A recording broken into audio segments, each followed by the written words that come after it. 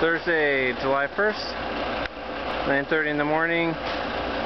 This is our last major drop of lumber, which includes a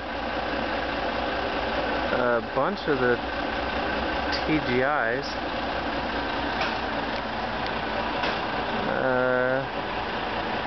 I'm going to try to get this on film of how that all goes down. Oh, it looks like there's some TGIs for the roof stacked on top, and I think what's in the bag there is TGIs for the flooring system.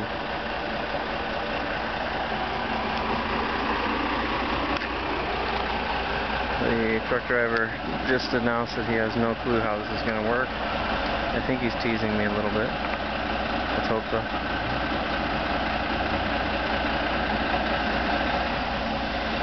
Checking it out. Very foggy day today.